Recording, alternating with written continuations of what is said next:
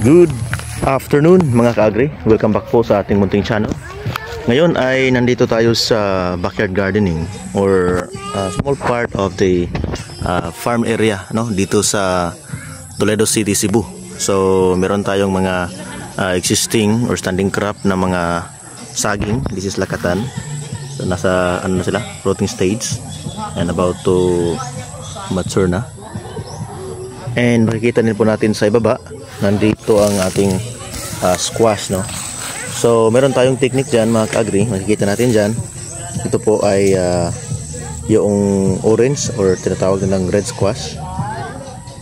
Okay. And then karon medyo ano tayo, medyo nahirapan tayo sa pagdilig ng ating mga halaman dahil medyo maliit lang ang ating rainfall intensity and rainfall frequency dito sa area ito, dito sa Cebu. So napaka-challenging itong pag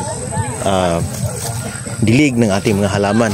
And one of the techniques po para po ano natin, ma-save natin yung water talaga, una ay gumagawa tayo ng ganito. Ito po ay basin type. So parang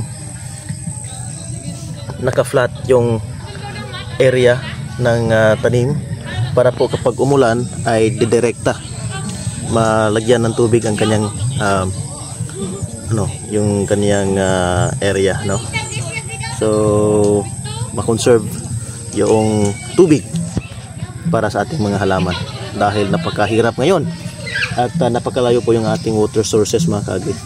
So kaya ay kailangan natin na meron tayong ganyan. So ito po ay basin type, no? Or sa Bisaya mga ka-agri, tinatawag itong gahong, gigahong.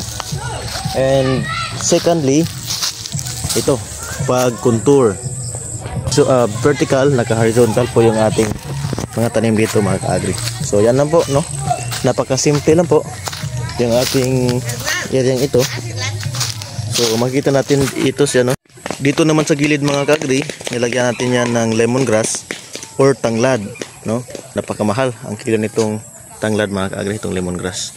So yan po, no, ang ating small area dito sa Toledo City, Cebu. Alright, thank you.